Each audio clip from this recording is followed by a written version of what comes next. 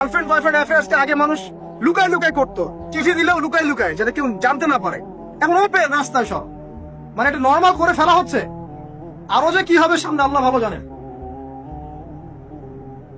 সুবহানাল্লাহ। যারা বড় বড় শহরগুলোতে থাকে তাদের তো মানে দিন শুরু হয় আল্লাহ নাফরমানি দিয়ে, আর রাত আসে মানুষের গজব দিয়ে, মানুষের অভিশাপ দিয়ে।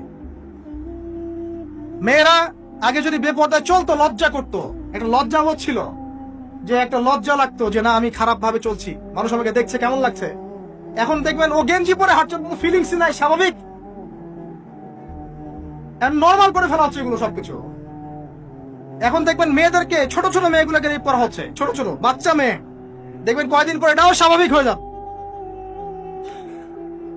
প্রতারণা, আগে মানুষ প্রতারণা করলে মানুষ মনে করতো যে আমাকে মানুষ প্রতারক মনে করতে পারে, একটা চক্ষু লজ্জা কাজ করতো। এখন সেই চক্ষু লজ্জা নাই, নর্মাল। ঘুষ নেওয়াটাকে মানুষ মনে করতো আগে যে কেউ জানতে পারলে হয়তো সমস্যা, নর্মাল, এখন নিতেই পারে, ঘুষ নেওয়া হবে না তোমার জব। করাপশনে মানুষ গেলে মানুষ ভয় করতো যদি জেনে যায় আমার চাকরি থাকবে না। এখন নর্মাল, ও বড় করাপ্টেড, তার চেয়ে ছোটটা আরেকটু কম, তার চেয়ে ছোটটা আরেকটু কম, একটা চক্র সবকিছু, এভরিবডি ইনভলভ এগুলোর মধ্যে, টপ টু বটম সবাই ইনভলভ।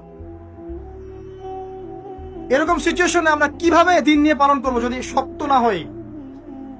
সব চলে যাচ্ছে, আজ থেকে সব চলে যাচ্ছে। একটা সময় ছিল একজন মুসলিম ব্যক্তিকে অন্যায়ভাবে মেরে ফেলবে, একজন মুসলিম নারীকে অন্যায়ভাবে রেপ করবে, মানুষ চিন্তাই করতে পারত।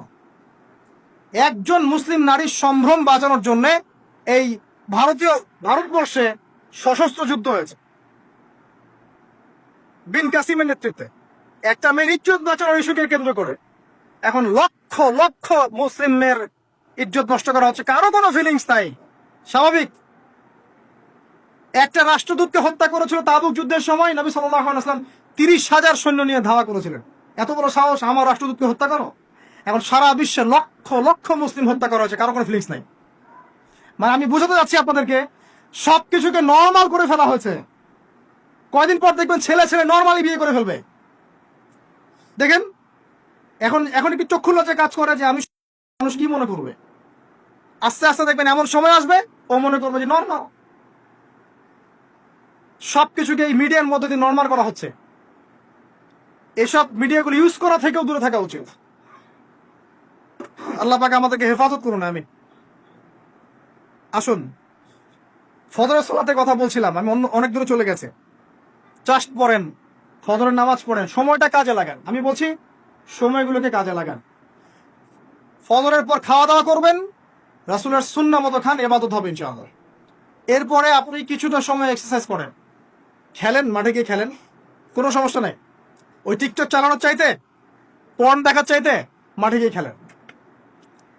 মাঠে ফুটবল খেলেন আধা ঘন্টা, বা ক্রিকেট খেলেন, বা এমন কোনো খেলা খেলেন যে খেলাটাতে আপনার শারীরিক কসরত হচ্ছে, তাও খেলেন। অথবা এগুলোতে সুযোগ না থাকলে আপনি চলে যান জিমে গিয়ে জিম করেন, ফিজিক্যালি কাজ করেন। অথবা মাঠে গিয়ে আপনার বাবাকে সাহায্য করেন, আপনার বাবা যে গেছে মাঠে তাকে সাহায্য করো। আল্লাহ পাক আমাদেরকে তৌফিক এনায়েত করুন, আমিন।